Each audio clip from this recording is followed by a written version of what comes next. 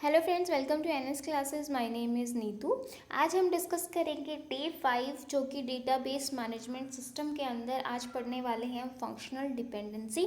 बहुत ही important topic है आपका नॉर्मलाइजेशन से रिलेटेड, क्योंकि जब तक आपको फंक्शनल डिपेंडेंसी नहीं आएगी तब तक आपको नॉर्मलाइजेशन नहीं आएगा। और नॉर्मलाइजेशन ऐसा टॉपिक है कि आपको एग्जाम में यहाँ से आपको 2 या 3 क्वेश्चन आपको मिलेंगे ही मिलेंगे। ठीक है, तो आप समझ रहे हो कि कितना ज़्यादा इंपॉर्टेंट टॉपिक है ये। तो जिन बच्चों को नॉर्मलाइजेशन करने में दिक्कत होती है, अगर वो फंक्शनल डिपेंडेंसी को एक बार कर लेंगे तो जो नॉर्मलाइजेशन के क्वेश्चंस है विद इन सेकेंड्स में वो एग्जाम क्वेश्चंस को कवर अप कर लेंगे। ठीक है, तो यहाँ पे हम 100+ क्वेश्चन डिस्कस करेंगे। बेसिक टू एडवांस कंसेप्ट आपके सारे क्लियर होंगे। किस किस एग्जाम के लिए हेल्पफुल है वो आप यहाँ से इसको देख सकते हो। ठीक है, अगर आपको कोई डाउट होता है तो डाउट पूछो, लाइक कर सकते हो, शेयर कर सकते हो अपने फ्रेंड्स के साथ। अगर आपको अच्छा लगता है तो सब्सक्राइब कर सकते हो, मुझे अनअकैडमी पे सब्सक्राइब कर सकते हो, यहाँ पे यूट्यूब पे सब्सक्राइब फॉलो कर सकते हो। ठीक है, प्लस आप मुझे टेलीग्राम पे कर सकते हो, वहाँ पे आपको कंप्यूटर साइंस के क्वेश्चंस मैं क्यूज प्रोवाइड करती हूँ। ठीक है, तो अब अपना टॉपिक स्टार्ट करते हैं। आज का टॉपिक है आपका व्हाट इज़ फंक्शनल डिपेंडेंसी, क्योंकि कुछ भी करने से पहले आपको पता होना चाहिए कि फंक्शनल डिपेंडेंसी होती क्या है। उसके बाद हम देखेंगे टाइप्स क्या हैं, किस तरीके से क्वेश्चन आते हैं, वो सब मैं आपको यहाँ पे करवाऊंगी। तो फंक्शनल डिपेंडेंसी जो होती है वो database management system as the name suggest is relationship between attribute of table dependent on each other. ठीक है, इसको किसने इंट्रोड्यूस करवाया था? ईएफ कोड ने करवाया था। It helps the preventing data redundancy and gets to know about the design. ठीक है, तो यहाँ से हम क्या करवा रहे हैं, जो डेटा रिडंडेंट होता है, जो डुप्लीकेट डेटा जो हमारा डेटाबेस में आ जाता है, तो हम उसको क्या करवाते हैं, रिमूव करवाते हैं। और जो बैड डिज़ाइन है हमारा, उसको हमें पता चलता है कि कहाँ पे हमारा डिज़ाइन जो है वो ख़राब है। ठीक है, to understand the concept thoroughly, let us consider P is a relation with attribute A और B. Functional dependency represented this arrow. ठीक है, तो क्वेश्चन आ सकता है कि फंक्शनल डिपेंडेंसी को कौन से एरो से हम डिफाइन करते हैं। इसके बाद देखो, ये यहाँ पे मैंने शॉर्ट डेफिनेशन यहाँ पे दी है। रिलेशनशिप जो होता है वो एग्जिस्ट करता है बिटवीन 2 एट्रीब्यूट। ठीक है, 2 एट्रीब्यूट में यहाँ पे रिलेशनशिप जो है वो एग्जिस्ट करेगा। पहला जो है वो आपका प्राइमरी के, दूसरा जो है वो नॉन प्राइमरी के। इन विच टेबल, इस तरीके से होता है। ये वाला आपका फंक्शनल डिपेंडेंसी का सिंबल हो गया X arrow Y. Left side जो होती है वो डिटर्मिनेंट होती है और राइट साइड जो होती है वो होती है डिपेंडेंट। ठीक है, तो ये आपकी फंक्शनल डिपेंडेंसी हो गई। इस तरीके से आप इसको देख सकते हो। अब आप देख लेते हो कि इतने एरिया में आपके क्वेश्चन जो है वो कितने कवर अप हो गए। मैं आपको दिखा देती हूँ कि कितने क्वेश्चन कवर अप हो गए हैं। लास्ट में मैंने क्वेश्चन डाले हैं यहाँ पे, इसलिए थोड़ा सा टाइम लगेगा वहाँ पे जाने के लिए हमें। तो यहाँ से आप क्वेश्चंस देख सकते हो। तो फंक्शनल डिपेंडेंसी क्या होती है? Set of constraint between 2 attribute in a relation. Just अभी हमने डेफिनेशन देखी कि 2 एट्रीब्यूट के रिलेशन को हम क्या कहेंगे, फंक्शनल डिपेंडेंसी। एक आपका प्राइम, दूसरा आपका नॉन प्राइम की एट्रीब्यूट होता है टेबल के अंदर। फंक्शन डिपेंडेंसी को कौन से सिंबल से रिप्रेजेंट करवाते हो? एरो से करवाते हो। इसके बाद देखो, लेफ्ट साइड जो एट्रीब्यूट होता है फंक्शनल डिपेंडेंसी का, उसको क्या कहोगे? उसको डिटर्मिनेंट कहेंगे। और जो राइट साइड आपका फंक्शनल डिपेंडेंसी का एट्रीब्यूट होगा उसको डिपेंडेंट कहेंगे। ये सारे जो क्वेश्चंस हैं वो आपके टीजीटी पीजीटी एग्जाम में इजीली पूछेगा। बिल्कुल बेसिक क्वेश्चंस हैं, लेकिन अगर हमने नहीं किए ना कि लेफ्ट एट्रीब्यूट को क्या कहेंगे, राइट एट्रीब्यूट को क्या कहेंगे, क्या डेफिनेशन कर ली, हम लोगों को सिंबल पता चल गया, लेकिन हम लोगों ने ये ध्यान नहीं दिया कि लेफ्ट एट्रीब्यूट क्या होगा, राइट क्या होगा, कौन सा डिपेंडेंट है, कौन सा डिटर्मिनेंट है। ठीक है, इसके बाद देखो, डिपेंडेंसी का जो क्लोजर है वो हम किससे रिप्रेजेंट करवाते हैं? तो F+ जब हम करते हैं तो हम यहाँ पे क्लोजर निकालते हैं, जो हम अभी आगे डिस्कस करेंगे। तो आई होप आपको ये क्वेश्चन क्लियर हो गए। अब आगे चलते हैं।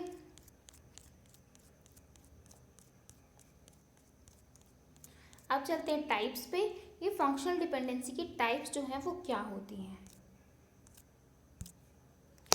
Types of functional dependency. तो बेसिकली जो फंक्शनल डिपेंडेंसी की जो टाइप होती हैं वो 2 टाइप होती हैं आपकी, ट्राइवल एंड नॉन ट्राइवल। ठीक है, तो बेसिकली यही टाइप होती है, लेकिन कहीं कहीं 3 भी दी है और कहीं कहीं 4 भी दी हैं। तो मैंने सोचा कि मैं आपको चारों ही बता देती हूँ, लेकिन अगर बेसिकली आपसे कोई पूछे तो आप सीधा बोलोगे कि 2 ही टाइप होती है, ट्राइवल एंड नॉन ट्राइवल। ठीक है, तो रेयरली आपको कहीं कहीं देखने को मिलती है completely non trivial function dependency या मल्टी वैल्यू डिपेंडेंसी, जो कि आज हम यहाँ पर डिस्कस करेंगे। ट्राइवल डिपेंडेंसी क्या होती है? जब A जो है वो B has trivial dependency, B is a subset of A। जो बी है वो आपका सबसेट है किसका, ए का। The following dependency are trivial, like A जो है वो ए से बिलोंग कर रहा है, बी जो है वो बी से बिलोंग कर रहा है। मतलब यहाँ पे कहने का मतलब क्या है कि जो आपका ए जो है वो किसका बी जो है वो किसका सबसेट है, ए का, कि बी में जितनी भी वैल्यू होंगी वो सारी हमारी कहाँ होंगी, ए के अंदर होंगी। ठीक है, तो यहाँ पे हम एग्जांपल ले सकते हैं, consider a table with 2 column, 2 column है एम्प्लॉय आईडी और employee name. Employee ID employee name जो है, एम्प्लॉय आईडी जो है वो आपकी ट्राइवल है, function dependency as employee ID is a subset of employee ID और एम्प्लॉय नेम। ठीक है, तो आई होप आपको ये चीज़ क्लियर हो गई होगी कि जो आपका जो बी वाला पार्ट है वो ए का क्या होगा, सबसेट होगा। अब देख लेते हैं नॉन ट्राइवल फंक्शन डिपेंडेंसी क्या होती है। नॉन ट्राइवल जो होती है, जो ए जो बी में होगा, जो बी होगा वो यहाँ पे कोई सबसेट नहीं होगा ए का, वहाँ पे बी जो था वो हमारा सबसेट हो रहा था ए का, बट यहाँ पे हमारा जो बी है वो सबसेट नहीं होगा। When A intersection B is null, जब मैं ए और बी का इंटरसेक्शन करूँगी, सॉरी ए और बी का जब मैंने इंटरसेक्शन किया तो दोनों की वैल्यूज अगर नल आ गई तो वो आपका क्या होगा, नॉन ट्राइवल होगा। लाइक यहाँ पे आईडी जो है वो नेम है, नेम जो है वो डेट ऑफ बर्थ है, दोनों का आपस में कोई भी रिलेशन नहीं है। ठीक है, अब आ जाते हैं नॉन ट्राइवल फंक्शनल डिपेंडेंसी पे। अब यहाँ पे सीधी सीधी बात ये हो रही है कि जब मैं एक्स और वाई यानी कि ए और बी का जब इंटरसेक्शन कर रही हूँ तो उसकी कुछ ना कुछ वैल्यू होगी, ना कि वो हमें नल प्रोवाइड करेगा। नल प्रोवाइड कर रहा था हमें नॉन ट्राइवल फंक्शनल डिपेंडेंसी। तो यहाँ पे आप देख सकते हो कि ए बी से बी सी पे जा रहा है, ए डी से ए डी सी पे जा रहा है, मतलब दोनों का अगर इंटरसेक्शन करेंगे तो कुछ ना कुछ हमें वैल्यू मिलेगी। अब देख लो multi value dependency. Multi value dependency जो होती है वो अक्कर होती है situation where there are multiple dependent multi valued attribute in a single table. मतलब एक टेबल के अंदर आपके मल्टी वैल्यूड एट्रीब्यूट होंगे। Multi valued dependency is complete constraint between two set of relation attributes in a relation. It requires the certain tuple be present in a relation. ठीक है, आगे देखो फंक्शनल डिपेंडेंसी हम कैसे चेक करते हैं किसी भी टेबल के अंदर कि किस तरीके से हमारी फंक्शनल डिपेंडेंसी है या नहीं है। तो बहुत ही इंपॉर्टेंट है, यही आपके क्वेश्चन आते हैं, आपको चेक करना दे दिया जाता है कि एक टेबल दे दी जाएगी, आपसे पूछेगा कि यहाँ पे फंक्शनल डिपेंडेंसी है या नहीं है। ठीक है, तो इसको बहुत ही ध्यान से देखना। आपका देखो ये आपको टेबल दे रखी है ए बी सी डी ए, ठीक है, और यहाँ पे इसने नंबर ऑफ वैल्यूज़ दे दी यहाँ पे। अब ये बोल रहा है कि इफ़ ए और B, if same value of A get to same value of B, this mean this function dependency holds good. मतलब अगर मैं बोलूँ कि मैं दो पार्ट हैं, मतलब एक तो आपका आ गया नोट 1, मतलब आप यहाँ पे दो स्टेप फॉलो करोगे। कैसे करोगे, स्टेप 1 में अगर आप की जो भी ए के ऊपर जो अगर ए की वैल्यू है, अगर ए की वैल्यू सारी ही डिफरेंट हैं बी के लिए, तो आपकी जो डिपेंडेंसी है वो होल्ड करेगी। या फिर मैं कहूँ कि बी की जो सारी ही value same value of get to different value of B. ठीक है, मतलब अगर ए की सेम वैल्यू पे हमें डिफरेंट वैल्यू मिले बी की तो भी सही है। अगर मैं कहूँ कि बी की सारी वैल्यू सेम मिलेंगी हमें दो वैल्यू पे, तो भी हमारी जो डिपेंडेंसी है वो चेक करेगी। ठीक है, तो इसको हम किस तरीके से चेक करेंगे, एक एग्जांपल के थ्रू मैं आपको करवा देती हूँ, तब आपको अच्छे से समझ में आएगा। अब यहाँ पे देखो ए जो है बी सी पे जा रहा है, तो ए की वैल्यू बी सी के लिए क्या है, 2 और 3। मतलब ए के लिए क्या, बी सी की वैल्यू क्या है, 2 और 3, 2 के लिए क्या है 2 और 3, ए के लिए अगेन क्या है 2 और 3, और ए के लिए क्या है 2 और 3। तो क्या है यहाँ पे फंक्शनल डिपेंडेंसी होल्ड करेगी। ठीक है, तो इन सब चीज़ों को जानने के लिए एक बार हम यहाँ पे इसके थोड़े से रूल्स देख लेते हैं कि रूल क्या कहते हैं। फंक्शनल डिपेंडेंसी अगर रूल 1 क्या कहता है, अगर x और y will always hold if all the values of x are unique. अगर x की वैल्यू हमेशा यूनिक होंगी, x की वैल्यू क्या होंगी, यूनिक होंगी विद रिस्पेक्ट टू y। मतलब x की वैल्यू a की वैल्यू यहाँ पे x और y, अगर आप a और b भी ले सकते हो, तो अगर x की वैल्यू सारी ही यहाँ पे क्या है, यूनिक है, किसके लिए, all the value of y, तो क्या होगा, फंक्शनल डिपेंडेंसी होगी। जैसे यहाँ पे एग्जांपल देख सकते हो आप, a से b पे जा रहा है, तो a की सारी ही वैल्यू क्या है, डिफरेंट है। ए की सारी वैल्यू क्या है, यूनिक है, सारी डिफरेंट है, 5 8 1 4 है ना। अब देखो ए से बी सी पे जा रहा है तो ए की सारी वैल्यू डिफरेंट है और बी सी की सारी वैल्यू ही डिफरेंट है। 5 पे भी हमें अलग मिल रहा है, 8 पे भी हमें अलग मिल रहा है। ठीक है, मतलब कहने का ये है कि दो सेम वैल्यू पे हमें दो डिफरेंट वैल्यू नहीं मिल सकती। जैसे कि मैं कहूँ कि ए पे अगर मुझे 1 और 2 मिल रहा है तो ए पे मुझे 1 और 3 नहीं मिल सकता।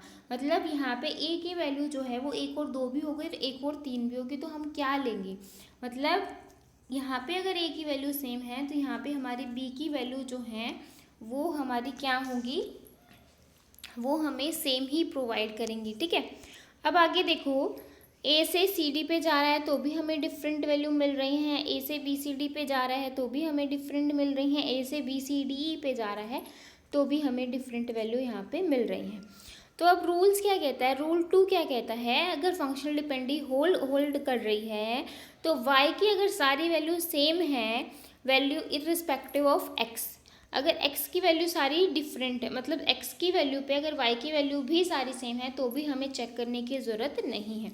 जैसे a से c पे जा रहा है, a पे c पे जाएगा तो a की c की जो है सारी ही वैल्यू सेम है और a की सारी वैल्यू ही डिफरेंट है, कि 5 पे भी 3 मिल गया, 8 पे भी 3 मिल गया, 1 पे भी 3 मिल गया, 4 पे भी 3 मिल गया, कोई दिक्कत नहीं है, क्योंकि b की वैल्यू सारी ही सेम हो सकती हैं लेकिन a की वैल्यू सारी सेम नहीं हो सकती। ठीक है, अब आगे देखो, ए बी पे सी मिल गया, ए बी पे सी मिल रहा, सेम मिल रहा है, इस तरीके से में सेम वैल्यू मिले।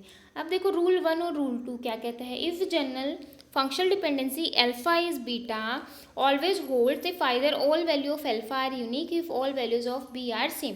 सीधी सी बात यह है कि आपकी अल्फा की वैल्यू सारी यूनिक होनी चाहिए और बीटा की आपकी सारी वैल्यू सेम होनी चाहिए।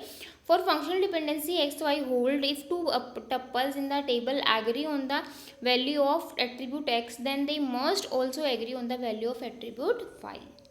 और 4 रूल क्या कहता है, फंक्शनल डिपेंडेंसी x और y violation will occur only when two और more same value of x with corresponding of y are different value. यही कह रही हूँ कि अगर हमारे पास x की सेम वैल्यू है और y की यहाँ पे हमें 1 2 मिल गया, यहाँ पे 1 3 मिल गया, यहाँ पे 1 4 मिल गया, y की वैल्यू अगर यहाँ पे डिफरेंट हो जाती है और x की वैल्यू सेम है तो यहाँ पे जो हमारी फंक्शनल डिपेंडेंसी है वो वायलेट हो जाएगी, मतलब ये हमारी सही नहीं होगी, ये होल्ड नहीं करेगी। तो अब क्वेश्चन देख लेते हैं जिससे आपको थोड़ा सा और अच्छे से क्लियर हो जाए। यहाँ पे देखो क्वेश्चन 1 में क्या बोल रहा है, ए बी सी आपके पास दे दिया, अब ये बोल रहा है कि कौन सी में यहाँ पे फंक्शनल डिपेंडेंसी होगी। तो यहाँ पे देखो ए से बी पे जा रहा है तो ए की सारी ही वैल्यू क्या है, डिफरेंट नहीं है, क्योंकि ए पे हमें 1 है और यहाँ पे भी 1 है, तो ए 1 पे 2 मिला और 1 पे 4 मिला। ठीक है, तो यहाँ पे क्या हो गया, वायलेट करिए, क्योंकि 1 पे हमें क्या मिलना चाहिए था, 2 मिलना चाहिए था ना, तो ये तो मेरा होगा नहीं। अब देखो सी से बी पे जा रहा है, सी से कहाँ आ रहा है, बी पे, तो सी की सारी वैल्यू क्या है, डिफरेंट नहीं है, यूनिक नहीं है, तो हमें चेक करना पड़ेगा। 4 पे मुझे 2 मिला और 4 पे मुझे क्या मिल रहा है, 5, तो यहाँ पे गलत हो गया। 4 पे भी मुझे यहाँ पे क्या मिलना चाहिए था, 2 मिलना चाहिए था, तो ये भी आपका क्या हो जाएगा, गलत। अब सी ऑप्शन देखो, सी ऑप्शन क्या कहता है कि सी अगर बी से सी पे जा रहे हैं, बी से सी पे जा रहे हैं तो 2 पे, अब देखो बी की सारी वैल्यू डिफरेंट है, ए की वैल्यू सारी डिफरेंट है, तो 2 पे 4 मिला, 5 पे 4 मिला, 7 पे 2 मिला, 4 पे 2 मिला, बिल्कुल सही है, ये हमारी फंक्शनल डिपेंडेंसी क्या करेगी, होल्ड करेगी। अब ए बी से सी पे जा रहा है, ए बी से सी पे जा रहा है तो क्या ए बी की सारी वैल्यू डिफरेंट है, तो 1 2 3 5 3 7 1 4 बिल्कुल ही डिफरेंट है, तो ये भी हमारा सही होगा, तो ये हमारी फंक्शनल डिपेंडेंसी होल्ड कर रही है। अब डी वाली देख लो, ए से सी पे जा रहा है, ए की क्या सारी वैल्यू डिफरेंट है, ए की क्या सारी वैल्यू डिफरेंट है, बिल्कुल नहीं है। 1 पे हमें 4 मिला, 1 पे हमें यहाँ पे क्या मिल गया, 2 मिल गया, तो ये भी हमारा क्या हो गया, फॉल्स हो गया। तो इस तरीके से हम फंक्शनल डिपेंडेंसी को चेक करेंगे, क्योंकि मैंने अभी आपको रूल बताए, 2 रूल चेक करेंगे, या तो अल्फ़ा की सारी वैल्यू जो है वो यूनिक हो या फिर बीटा की सारी ही वैल्यू जो अल्फ़ा के लिए सेम हो, तो आपकी फंक्शनल डिपेंडेंसी होल्ड करेगी। अदरवाइज दोनों ही केस नहीं होते तो हमें चेक करना पड़ेगा कि कहाँ की फंक्शनल डिपेंडेंसी है या नहीं है। अब देखो सेकंड क्वेश्चन, एक्स वाई और जेड, एक्स वाई से जेड पे जा रहा है, देखो एक्स वाई की क्या सारी वैल्यू डिफरेंट है, बिल्कुल डिफरेंट है, 1 से 4, 1 5, 1 6, 3 2 सारे डिफरेंट हैं। तो ये फंक्शनल डिपेंडेंसी आपकी होल्ड करी। अब देखो जेड से वाई पे जा रहा है, जेड से कहाँ पे आ रहा है, वाई पे। क्या जेड की सारी वैल्यू डिफरेंट है, नहीं है। जेड की वैल्यू क्या है, 2 सेम है, 2 डिफरेंट है। 2 पे यहाँ पे 4 मिला, 2 पे यहाँ पे 2 मिला, तो ये आपकी क्या हो गई, नहीं होल्ड कर रही। तो ये वाली कंडीशन फॉल्स हो गई, क्योंकि एंड है तो मतलब ये आपका क्या हो जाएगा, फॉल्स हो जाएगा। अब बी देखो, वाई जेड से एक्स पे जा रहा है, वाई जेड से कहाँ पे आया, एक्स पे। तो वाई जेड की क्या सारी वैल्यू डिफरेंट है, बिल्कुल डिफरेंट है। तो यहाँ पे ये क्या हो जाएगा, ये कंडीशन आपकी ट्रू हो जाएगी। अब देखो बी कंडीशन, वाई से जेड पे जा रहा है, क्या वाई की वैल्यू सारी डिफरेंट है, बिल्कुल है, 4 5 6 और 2।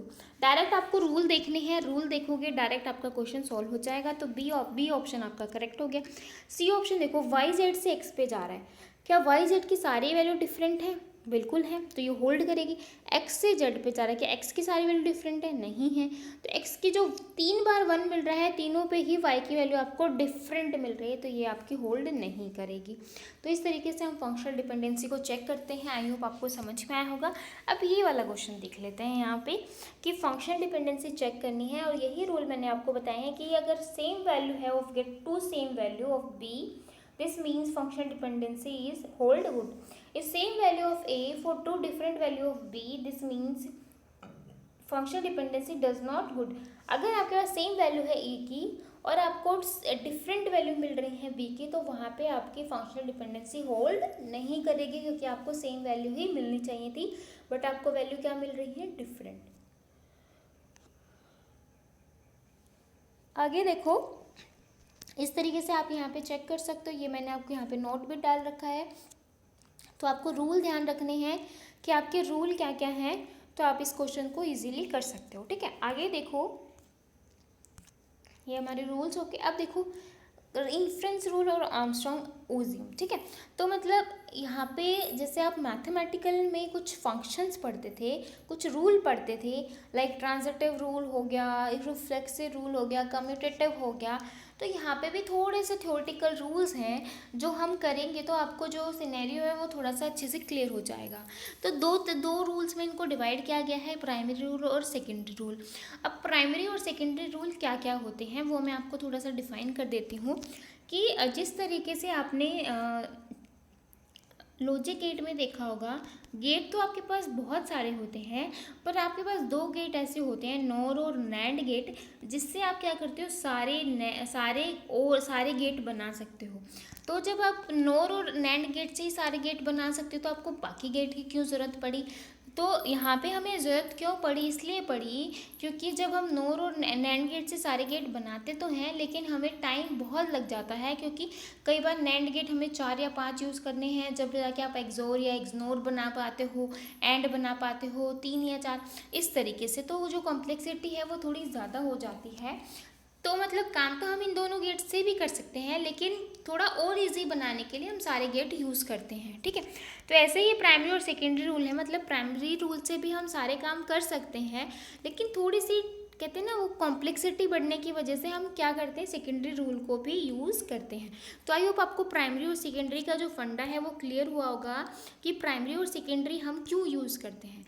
प्राइमरी रूल से हम सारे रूल्स बना सकते हैं, जिस तरीके से हम नैंड और नोर गेट से सारे गेट बना सकते थे, लेकिन जो वहाँ पे जो टाइम है वो ज़्यादा लग रहा है, कॉम्प्लेक्सिटी ज़्यादा लग रही है, कंफ्यूजिंग हो रहा है, क्योंकि स्ट्रक्चर जो वो ज़्यादा लग रहा है, क्योंकि एक नैंड कहीं पे एक गेट यूज़ होने से काम चल रहा है, तो वहाँ पे नैंड गेट हमें इतने यूज़ करने पड़ रहे हैं जिससे कॉम्प्लेक्सिटी ज़्यादा हो रही है। ऐसे ही यहाँ पे है। ठीक है, तो आइए अब आपको प्राइमरी और सेकेंडरी का फंडा क्लियर हुआ होगा। अब आ जाते हैं आपके इन्फ्रेंस रूल और आर्मस्ट्रॉन्ग रूल पे।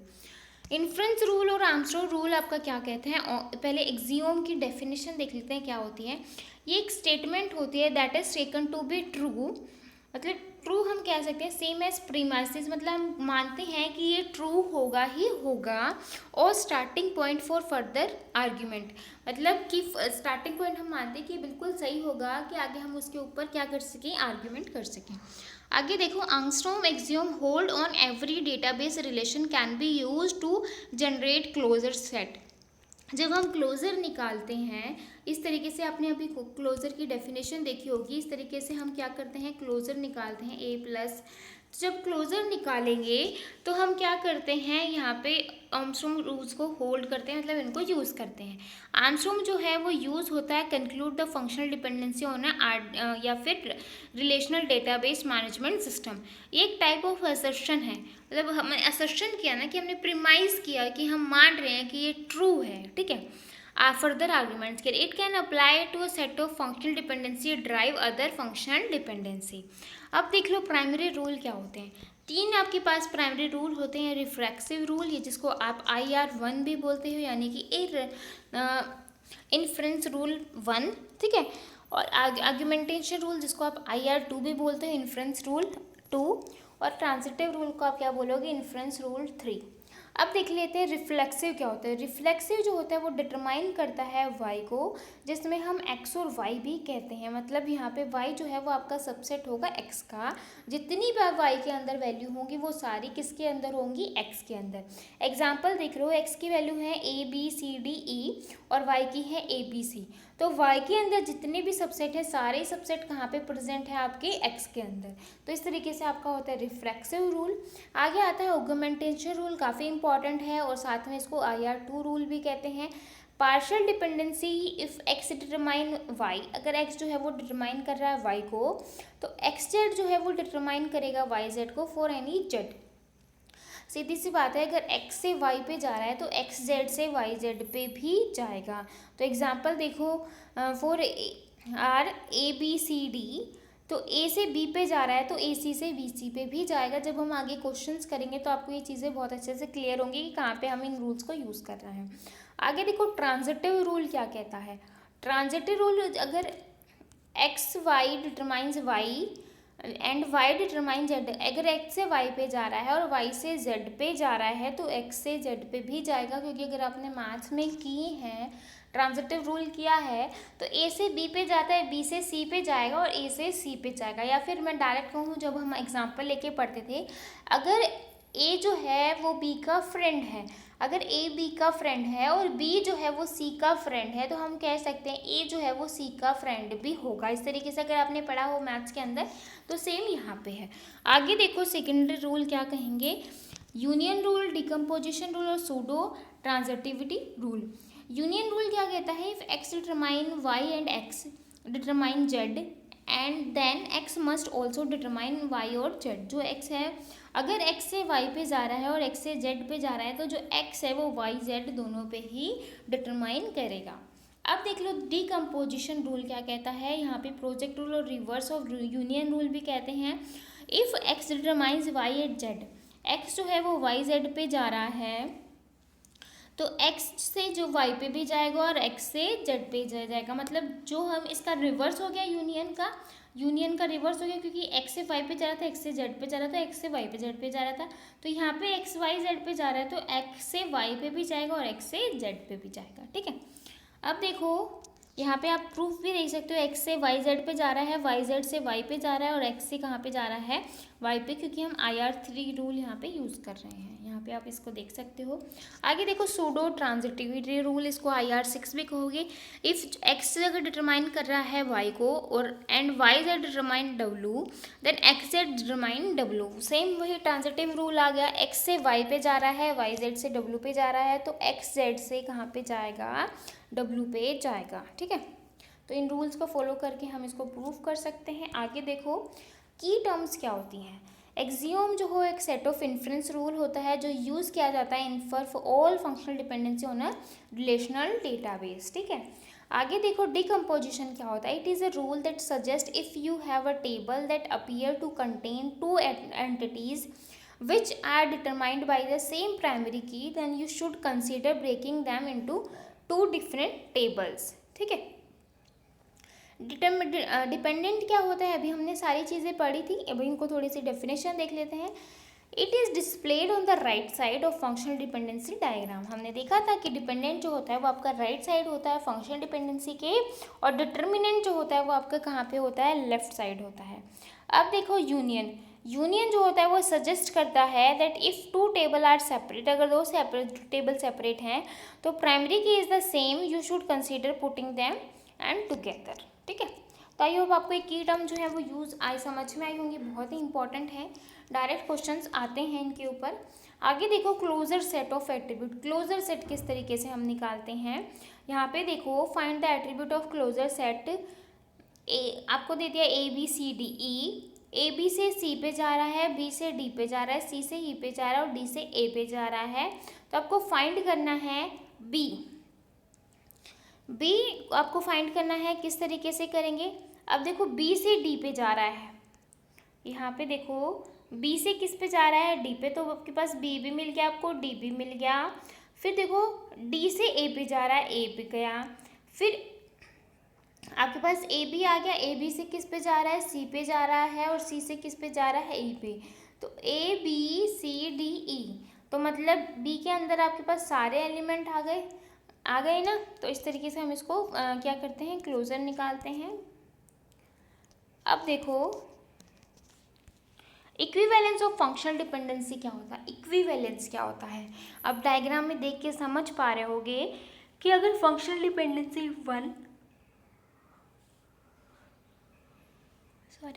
फंक्शनल डिपेंडेंसी 2 के अंदर है, तो फंक्शनल डिपेंडेंसी दो जो है वो सबसेट होगा किसका, फंक्शनल डिपेंडेंसी, मतलब फंक्शनल डिपेंडेंसी 1 जो है वो सबसेट होगा किसका, फंक्शनल डिपेंडेंसी 2 का।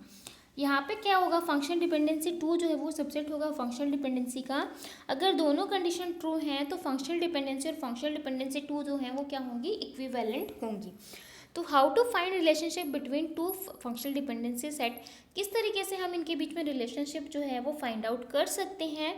If all F Ds and F D one can be derived from F D present in F D two, we can see F D two is the subset of this. ठीक है, अगर दोनों set में मैंने आपको बता दिया, अगर एफ डी वन जो है वो सबसेट है एफ डी टू का, या फिर सेकेंड कंडीशन की बात करें एफ डी टू जो है सबसेट है किसका, एफ डी वन का, तो यहाँ पे जो थर्ड कंडीशन है दोनों ट्रू हैं, तो एफ डी जो है एफ डी वन और एफ डी टू जो है वो एक दूसरे के क्या होंगी, इक्विवेलेंट होंगी। आगे देखो एग्जाम्पल क्या है आपका, क्वेश्चन क्या बोल रहा है, A C D E H, question में क्या है आपके पास, ए सी डी ई एच। ठीक है, तो यहाँ पे आपको बतानी है, यहाँ पे आपका स्टेप 1 है और स्टेप 2 है। स्टेप 1 में हम क्या देखेंगे कि जो फंक्शनल डिपेंडेंसी 1 है और फंक्शनल डिपेंडेंसी 2 है, तो मतलब जो फंक्शनल डिपेंडेंसी 1 है वो किसका सबसेट हो, फंक्शन डिपेंडेंसी 2 का, और फंक्शन डिपेंडेंसी 2 जो है वो सबसेट हो किसका, फंक्शन डिपेंडेंसी 1 का। तो जो हम क्या करेंगे इसमें थोड़ा सा ध्यान से देखना, ये आपके पास फंक्शन डिपेंडेंसी 1 दे रखी है और ये आपके पास फंक्शन डिपेंडेंसी 2 दे रखी है। ठीक है, तो हमें क्या करना है, फंक्शन डिपेंडेंसी 1 को ड्राइव करना है किसको यूज़ करके, फंक्शन डिपेंडेंसी 2 को यूज़ करके। तो यहाँ पे देखो एलिमेंट ये लेंगे और ड्राइव कहाँ से करेंगे, यहाँ से। अगर दोनों वैल्यू सेम आ रही हैं तो मतलब ये दोनों एक दूसरे के सबसेट हैं। अब देखो मैंने एलिमेंट ये लिए हैं और किसको यूज़ करूँगी, फंक्शन डिपेंडेंसी 2 को, तो ए का क्लोजर निकालूंगी, तो ए का क्लोजर यहाँ से क्या आ जाएगा, ए तो आएगा ही, साथ में इसके साथ क्या आ जाएगा, सी डी, तो ए सी डी बन गया। अब ए सी का जो क्लोजर है यहाँ पे, ए सी का क्लोजर भी क्या आएगा, यहाँ पे ए सी तो है ही, साथ में ए सी कहाँ पे जा रहा है, डी पे, तो ए सी डी हो गया। अब ई देखो, ई का क्लोजर यहाँ पे क्या होगा, ई से आपका ए एच पे जा रहा है, फिर ए एच से आपका ए आ गया, तो ए आ गया आपके पास, तो ए सी कहाँ पे जा रहा है, सी डी पे, तो यानी कि ई क्लोजर से आपको ए एच सी डी मिल रहा है। तो यहाँ पे क्या कह सकती हूँ कि मैं function dependency 1 is a subset of function dependency 2। तो अब यहाँ पे क्या करेंगे, सेकेंड कंडीशन में, सेकेंड स्टेप में हम क्या करेंगे, एलिमेंट ये लेंगे और यूज़ किसको करेंगे, फंक्शनल डिपेंडेंसी 1 को। तो मैंने ए ले लिया और मैंने ई ले लिया, ए से आपके पास कहाँ पे जा रहा है, सी पे,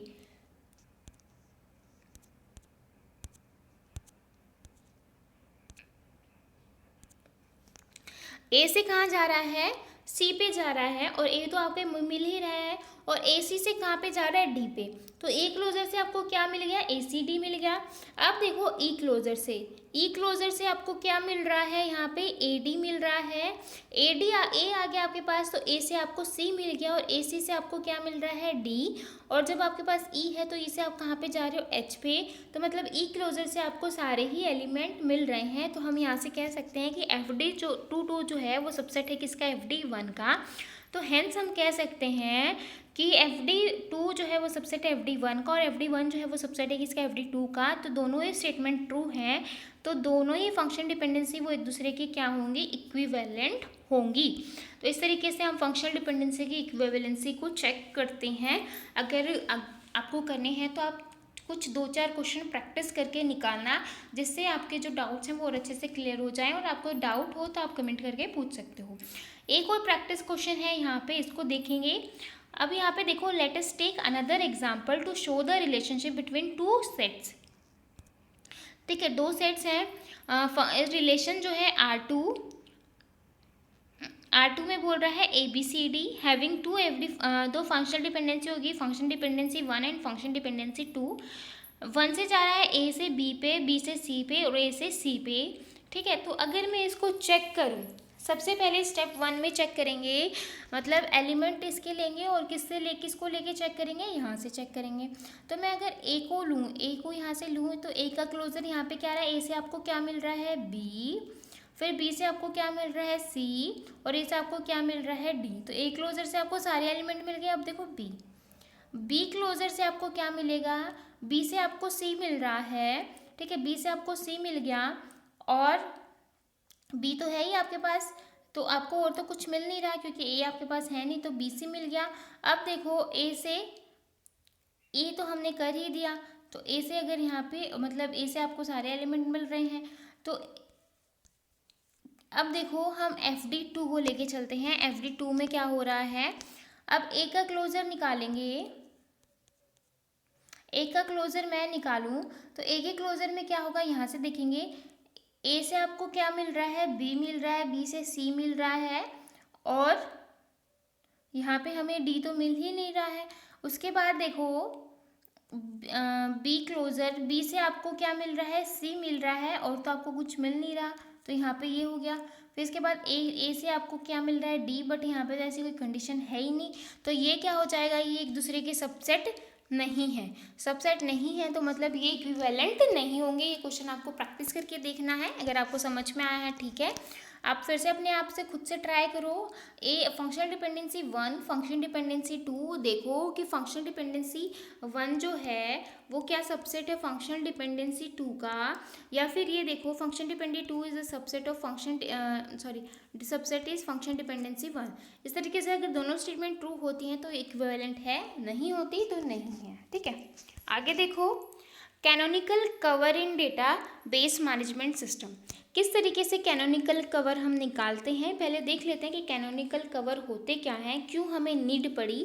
canonical cover is a simplified and reduced version of the given set of functional dependency. ये सिंप्लीफाइड कवर है और रिड्यूस करता है version of given set of functional dependency को। Since it is a reduced version, it is also called a irreducible set. Reduce version है इसलिए आपको क्या, आप इसको क्या कहोगे, इररिड्यूसिबल सेट कहोगे। नीड क्या है इसकी, working with the set of containing extraneous functional dependency, increase the computation time को इंक्रीज करती हैं। Therefore the given set is reduced by eliminating the useless functional dependency। मतलब अगर फालतू की जो फंक्शन डिपेंडेंसी है जिनका कोई यूज़ ही नहीं है, अगर उसको ये रिमूव करवा देगा तो ऑब्वियसली ओवरहेड भी आपका कम होगा। ठीक है, this reduce computation time working with the irreducible set, या फिर बिकम ईजियर। अगर आपको चीज़ें कम मिलेंगी, एक तो बहुत सारी चीज़ें और एक आपको अरेंज करके कुछ लिमिटेड चीज़ें दी जाएँ, तो ऑब्वियसली वहाँ पे टाइम आपको कम लगेगा, तो इसलिए हमें इसकी नीड पड़ती है। अब एग्जांपल देखते हो, फंक्शन डिपेंडेंसी x से y z पे जा रहा है, तो x से y पे भी जाएगा और x से आपका कहाँ पे जाएगा, z पे भी जाएगा। अब आगे देखो, practice problem based on finding canonical cover. Practice problem क्या हो सकती हैं वो देख लेते हैं। क्वेश्चन देखो, first, the following function dependency hold true for relation R(w(x,y,z)।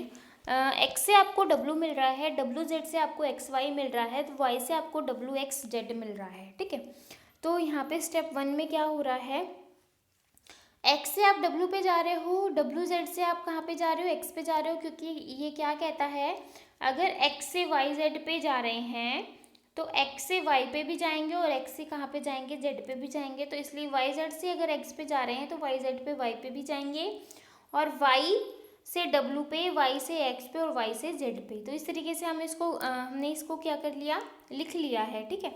अब देखो फॉर एक्स डब्लू, डब्लू के लिए क्या हो रहा है, अगर मैं इसका एक्स का क्लोजर निकालूँ तो एक्स से क्या मिल रहा है मुझे, डब्लू, और भी कुछ मिल रहा है, नहीं मिल रहा, तो हमें हमें यहाँ पे क्या मिला, एक्स डब्लू। अब देखो वाई जेड से एक्स पे जा रहे हैं, तो वाई जेड से एक्स पे गए तो हमें क्या मिला, एक्स डब्लू जेड मिल गया, और एक्स डब्लू जेड मिल गया, तो हमें और क्या मिल रहा है यहाँ पे,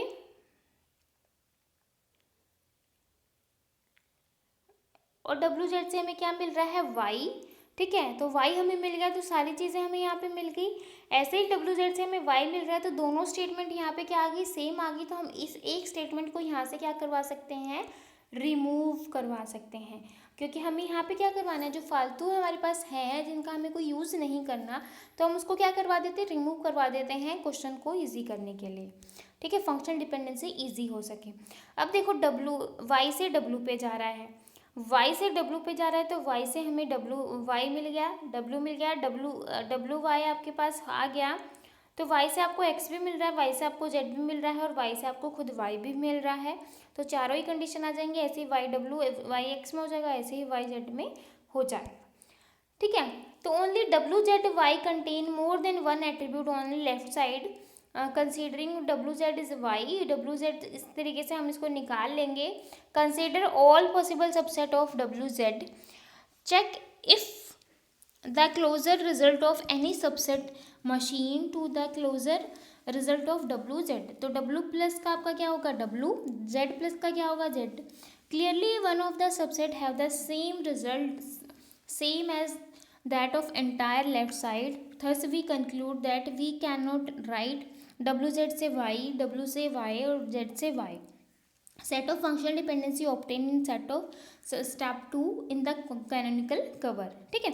तो इस तरीके से हम इसको सॉल्व करेंगे, तो यहाँ से हमें फाइनली क्या मिलेगा, x से w, डब्लू जेड से वाई, हम यहाँ से डब्लू जेड से या तो एक्स लेंगे या फिर डब्लू जेड से यहाँ पे हम वाई लेंगे। तो एक स्टेटमेंट हम यहाँ से लेंगे, क्योंकि दोनों ही जो है वो रिपीटेशन हो रही थी, वाई से मैंने एक्स ले लिया, वाई से मैंने जेड ले लिया, ठीक है। तो इस तरीके से हम इसको यहाँ पे सॉल्व करेंगे। वाई से डब्लू वाला पार्ट मैंने छोड़ दिया, क्योंकि दोनों सारी चीज़ों से हमें सेम चीज़ें मिल रही थी।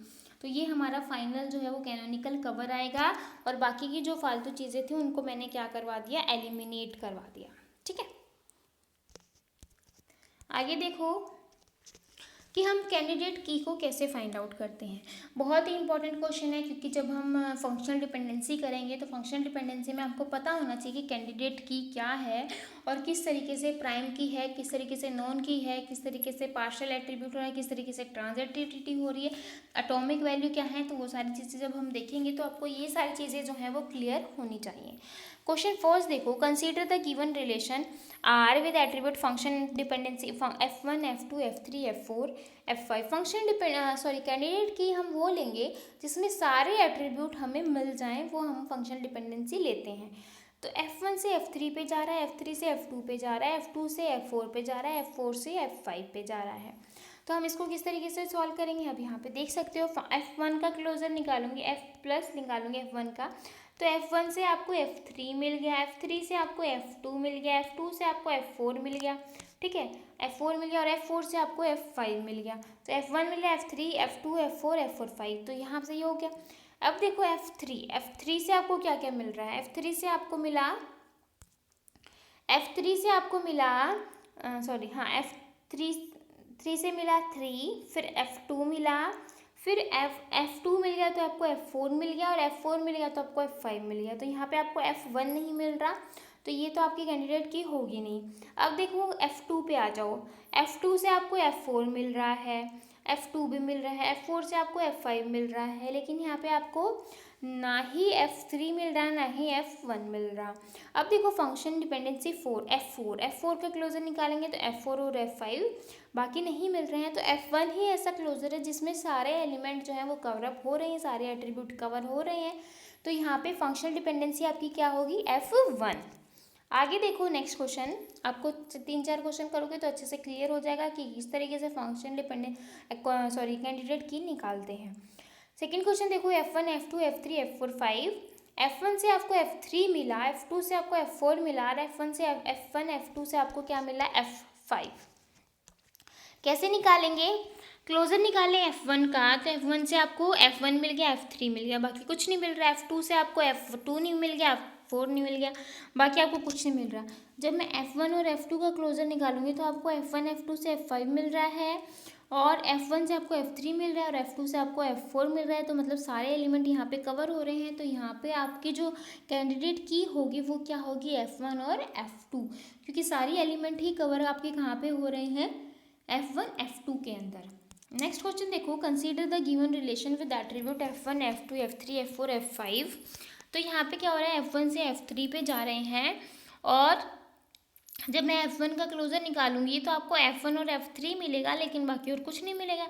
F2 का क्लोजर निकालेंगे तो F2 मिल गया, F4 मिल गया, F1 मिल गया, और F1 मिल गया, और F2 आपके पास है तो आप F5 पे भी जा सकते हो। मतलब F2 से आपने सारे एलिमेंट यहाँ पे निकाल लिए हैं। F1 और F2 का क्लोजर निकालेंगे तो भी आपको सारे एलिमेंट मिल जाएंगे, लेकिन यहाँ पे कैंडिडेट की जो होती है वो हम क्या लेते हैं, मिनिमल लेते हैं। मतलब ये आपकी F1 और F2 का क्लोजर है, और ये सिर्फ आपका क्लोजर है F2 का। तो यहाँ पे मिनिमम सबसेट ऑफ सुपर की, मिनिमम सबसेट ऑफ सुपर की मतलब यहाँ पे 2 एलिमेंट थे, यहाँ पे 1 एलिमेंट था, तो मिनिमम सुपर सेट की का हम सब लेते हैं। तो यहाँ पे आपकी कैंडिडेट की क्या हो जाएगी, F2। आगे देखो, consider the given relation R with attribute ABCDEF। R जो है वो आपका इस तरीके से है। तो यहाँ पे क्या बोल रहा है क्वेश्चन 4 में, तो आपको ABCD मिल रहा है, तो A से आप B पे जा रहे हो, ठीक है। तो क्लोजर निकाल लेते हैं। इस तरीके से आप क्लोजर पहले निकालोगे, बाद में चेक करना। A से आपको B मिल गया, B से आपको C मिल गया, C से आपको क्या मिला, D मिल गया, D से आपको E मिल गया, ठीक है। लेकिन F आपको यहाँ पे नहीं मिल रहा है। फिर आप B का निकालो, B से आपको B C मिल गया, C से आपको D मिल गया, D से आपको E मिल गया, बाकी कुछ नहीं मिल रहा है। फिर आप C का निकालो, C से आपको D मिल गया, D से आपको E मिल गया। फिर D का निकालेंगे, D से हमें क्या मिला, D और E, और F से हमें सिर्फ E मिल रहा है, A मिल रहा है, तो भी हम कुछ नहीं कर सकते हैं। तो यहाँ पे जो क्लोजर होगा, A से आपके सारे एलिमेंट कवर हो रहे हैं। अगर मैं F को A के साथ मिला दूँ तो आपको क्या मिल जाएगा, यहाँ पे F भी मिल जाएगा। तो यहाँ पे कैंडिडेट की क्या होगी, आपकी A और F, ठीक है। तो A और F जो है वो आपकी कैंडिडेट की होगी, क्योंकि बाकी जितने भी क्लोजर निकाल रहे हैं आपको सारे नहीं मिल रहे हैं, सारे एलिमेंट नहीं मिल रहे हैं, F आपको नहीं मिल रहा है। तो best closure here A which drives all other attribute except attribute F, so add missing attribute F with attribute A। तो यहाँ पे A जो है वो आपकी कैंडिडेट की होगी। तो आई होप आपको ये कैंडिडेट की के जो क्वेश्चन है वो समझ में आए होंगे। 1-2 क्वेश्चन जरूर अपने आप से करके देखिएगा, डाउट हो तो पूछिएगा, बहुत ही इजी है। और जब तक आपको ये कंसेप्ट क्लियर नहीं होगा तो अब तक आप नॉर्मलाइजेशन करने में आपको प्रॉब्लम होगी। अब देख लेते हैं थोड़े से question. Letter relation of R have attribute A1 A2 A3 and A1 is the candidate key. A1 जो है वो आपकी कैंडिडेट की है। Then how many super key are possible. अगर A1 कैंडिडेट की है तो कितनी जो सुपर की हैं यहाँ पे पॉसिबल हैं। तो A1 तो होगा ही, A1 से A1 A2 भी हो सकती है, A1 A3 भी हो सकती है, A1 A2 A3 भी हो सकती हैं। तो कितनी सुपर की होती है यहाँ पे, 4 हम सुपर की लेंगे। तो इस तरीके से हम इसको निकालेंगे, ठीक है। यहाँ पे तो कम हमें एलिमेंट मिले थे, लेकिन अगर कहीं पे ज़्यादा हो तो हम किस तरीके से सॉल्व करेंगे, तो इसका फॉर्मूला होता है, देख लेते हैं। If generally we have n attribute, अगर मेरे पास n एट्रीब्यूट है तो कैंडिडेट की जो है वो मेरे पास क्या है, number of possible super key. तो अगर एक कैंडिडेट की है तो कितनी नंबर ऑफ सुपर की बनेंगी, आपके पास बनेंगी यहाँ पे 2 की पावर 4 माइनस 1। तो यहाँ पे 2 की 4 आपके पास सुपर की थी, सॉरी यहाँ पे इस तरीके से माइनस आएगा, तो 8 माइनस, सॉरी यहाँ पे इसी तरीके से आएगा,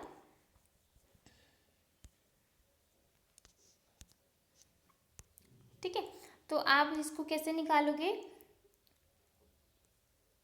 ए 2 3, आपके पास 3 एलिमेंट है यहाँ पे, ठीक है। क्योंकि यहाँ पे इसने क्या एट्रीब्यूट कितने एलिमेंट है, 3 एलिमेंट और एक कैंडिडेट की है। तो हम इसको किस तरीके से निकालेंगे, 2 की पावर 3 माइनस 1, तो 2 की पावर 2 यानी कि 4, ठीक है। तो आपके पास 4 एलिमेंट नहीं है, क्योंकि हमारे पास कितने एलिमेंट दिए गए हैं, A1 A2 और A3, एट्रीब्यूट कितने हैं, 3, तो इसलिए हम 3 लेंगे, ठीक है। आपके पास जो सुपर की है वो 4 बन रही हैं, लेकिन एलिमेंट आपके पास 3 है, ठीक है। आगे देखो, let relation R have attribute A1 A2 A3 AN, find super key of R. मतलब यहाँ पे आपके पास एट्रीब्यूट दे दिए AN तक, यहाँ पे आपको कोई भी कैंडिडेट की प्रोवाइड नहीं की, तो आप किस तरीके से निकालोगे इस क्वेश्चन को। तो मैक्सिमम सुपर क्यू होती है 2n-1 if etch attribute of relation candidate की, अगर कैंडिडेट की गिवन होती है तो, बट यहाँ पे कोई कैंडिडेट की नहीं है, तो मैं इसको किस तरीके से निकालूंगी। वैसे फॉर्मूला मेरा होता है 2n-1 अगर कैंडिडेट की गिवन होती है, बट यहाँ पे कैंडिडेट गिवन नहीं है तो 2n-1, तो ये इसका फॉर्मूला हो जाएगा।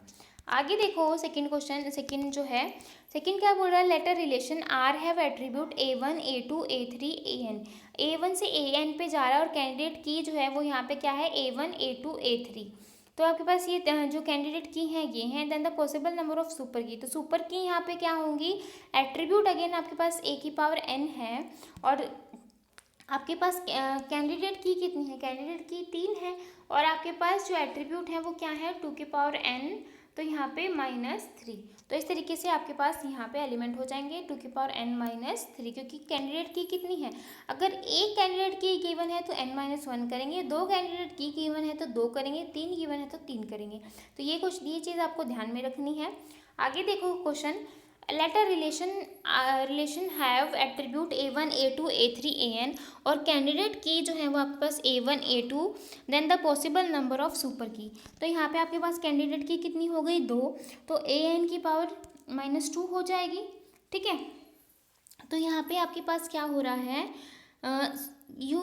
डिफरेंट कैंडिडेट की हैं A1 और A2, तो हम इसका क्या करेंगे, यहाँ पे यूनियन करेंगे तो A1 + A2 - A∩A2, ये आपका फॉर्मूला होता है, ठीक है। फॉर्मूला होगा तो आप super key possible of candidate A1, super key possible of candidate A2, common कितनी होंगी, अगर एक है तो -1, और यहाँ पे 2 हैं A1 और A2 का इंस्ट्रक्शन, तो कितनी माइनस हो जाएंगी n-2।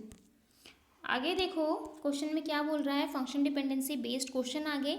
तो आई होप आपको ये सारी चीज़ें क्लियर हुई होंगी, फंक्शन डिपेंडेंसी क्या होती है, फंक्शन डिपेंडेंसी की टाइप क्या होती हैं, कौन कौन से हम रूल फॉलो करते हैं, इक्विवेलेंस क्या होता है, क्लोजर कैसे निकालते हैं, कैनोनिकल कवर क्या होता है, ठीक है। तो किस लिए हम यूज़ करते हैं फंक्शन डिपेंडेंसी का, तो जितने भी सारी चीज़ें हैं वो आपको क्लियर हुई होंगी। डाउट है तो आप कमेंट करके पूछ सकते हो। अब क्वेश्चन किस तरीके से आते हैं, क्वेश्चन कुछ तो मैंने आपको करवा ही दिए थे। अब देखो गेट के क्वेश्चन आए हुए हैं, और गेट के क्वेश्चन जो पहले आ चुके हैं वो आपके चांसेस हैं कि टीजीटी पीजीटी और नेट के एग्जाम में बिल्कुल आए। तो क्वेश्चन फर्स्ट देखो, लेट आर ABCDEF जो है वो रिलेशन स्कीम है with the relation dependency, C से F पे जा रहा है, E से A पे जा रहा है, EC से D पे जा रहा है, और A से आपका B पे जा रहा है। तो यहाँ पे की क्या होगी आपकी, तो की कैसे निकालेंगे, क्लोजर कर लो। यहाँ पे क्लोजर करेंगे तो यहाँ पे ABCDEF है, तो पहले C का करो, C का क्लोजर आपको C मिला, F मिला, F से आपको कुछ और मिल रहा है, नहीं मिल रहा, E से भी कुछ नहीं मिल रहा है। अब देखो E का क्लोजर करेंगे तो E से आपको A मिल गया, E मिल गया, तो यहाँ से और भी कुछ नहीं मिल रहा है। अब देखो EC का क्लोजर करूँ तो EC से मुझे D मिल गया, ठीक है। C मेरे पास है तो मैं F भी ले सकती हूँ, उसके बाद F आ गया, उसके बाद A मेरे पास E से मैं E है तो E से मुझे A मिल गया, और A है तो मुझे B मिल गया, तो मतलब EC से आपको क्या मिल रहे हैं, सारे ही मिल रहे हैं। तो यहाँ पे इसका आंसर क्या हो जाएगा, EC। तो अगर अब मैं बात करूँ AE की, AE से आपको क्या मिल रहा है, A से आपको कुछ नहीं मिला, हाँ A से आपको B मिल रहा है, A तो है ही आपके पास। अब देखो E से आपको क्या मिल रहा है, A मिल गया, ठीक है। E से और कुछ मिल रहा है, नहीं मिल रहा, E से कुछ नहीं मिल रहा। अब देखो AC का क्लोजर मैं करूँ तो हमें C से मिल रहा है F, ठीक है, C से मुझे F मिल गया, और A से मिला मुझे B और A मिल गया। तो बाकी जो एलिमेंट है वो मुझे नहीं मिले, ना E मिला ना D मिला, ठीक है। तो हमारी यहाँ पे जो कैंडिडेट की है वो क्या होगी, EC। आगे देखो क्वेश्चन क्या बोल रहा है, given the following relation instance which of the following functional dependency are satisfy by the instance. मैंने आपको स्टार्टिंग में क्वेश्चन करवाया था कि किस तरीके से हम फंक्शनल डिपेंडेंसी चेक करते हैं, या तो अल्फा की सारी वैल्यू ही यूनिक हो या फिर बीटा की सारी वैल्यू ही सेम हो। तो दो रूल हमने किए थे। तो यहाँ पे देखो एक्स वाई से जेड पे, तो क्या एक्स वाई की सारी वैल्यू डिफरेंट हैं, तो ये सही हो गया आपका। आगे देखो जेड से वाई पे जा रहा है, क्या जेड की सारी वैल्यू डिफरेंट है, नहीं है। टू पे यहाँ पर आपको क्या मिला 1, और यहाँ पे आपको क्या मिला 2 पे, आपको यहाँ पे क्या मिला 3, तो यहाँ पे ये फॉल्स कंडीशन हो जाएगी। अब देखो वाई जेड से, वाई जेड की क्या सारी वैल्यू डिफरेंट है, 4 2 5 3 6 2 2 2 बिल्कुल है, तो ये आपका ट्रू हो गया। अब देखो पिलास वाई से आपको यहाँ पे जाना है जेड पे, क्या वाई की सारी वैल्यू डिफरेंट है, बिल्कुल डिफरेंट है, 4 5 6 2, तो ये भी कंडीशन आपकी क्या कर गई, होल्ड कर गई। सी ऑप्शन देखो, वाई जेड से आपको कहाँ पे जाना है, एक्स पे, वाई जेड की क्या सारी वैल्यू डिफरेंट है, बिल्कुल डिफरेंट है। और एक्स से आपको कहाँ पे जाना है, जेड पे, क्या एक्स की सारी वैल्यू डिफरेंट है, नहीं है। एक्स पे आपके 1 पे 2 मिला और 1 पे आपको क्या मिल गया, तो आपकी यहाँ पे क्या आ गई, वॉयलेट कर गई डिपेंडेंसी, तो ये आपकी होल्ड नहीं करेगी। अब देखो डी ऑप्शन में क्या बोल रहा है, एक्स जेड से वाई पे जा रहे हैं, एक्स जेड यानी कि 1 2 1 3 1 3 और 3 2, तो 1 3 पे यहाँ पे 5 मिला और 1 3 पे 6 मिला, तो ये भी आपकी फॉल्स हो जाएगी। तो यहाँ पे आपका आंसर क्या आ जाएगा, बी ऑप्शन जो है वो आपका करेक्ट आ जाएगा। ठीक है, अब आइए हमने कर ली थी फंक्शन डिपेंडेंसी जो होती है वो एक सेट ऑफ कंस्टेंट होता है दो एट्रीब्यूट के बीच में। फंक्शन डिपेंडेंसी जो है वो रिप्रेजेंट करती है एरो के सिंबल से। फंक्शनल डिपेंडेंसी का जो लेफ्ट वाला पार्ट है उसको डिटर्मिनेंट कहेंगे और जो राइट वाला है उसको डिपेंडेंट कहेंगे। और फंक्शनल डिपेंडेंसी जो है वो क्लोजर सेट होता है रिप्रेजेंटेड बाई एफ प्लस। ठीक है, तो एफ प्लस से हम इसको डिनोट करते हैं। तो आई होप आपको ये आज के क्वेश्चन समझ में आए होंगे। फंक्शनल डिपेंडेंसी का जो पूरा टॉपिक है वो समझ में आया होगा, क्योंकि इंपॉर्टेंट टॉपिक है। अगर नहीं समझ में आया तो कमेंट करके बता सकते हो। कहीं पे भी कोई भी क्वेश्चन समझ में नहीं आया है तो इसको ऐसे इग्नोर मत करना, क्योंकि अगर नॉर्मलाइजेशन करना है तो आपको ये टॉपिक अच्छे से करना ही पड़ेगा। तो अगर आपको वीडियो अच्छी लगी हो तो प्लीज़ चैनल को लाइक और सब्सक्राइब करना बिल्कुल मत भूलिएगा। और फिर मिलेंगे ऐसे ही नए टॉपिक के साथ, तब तक के लिए बाय एंड थैंक यू।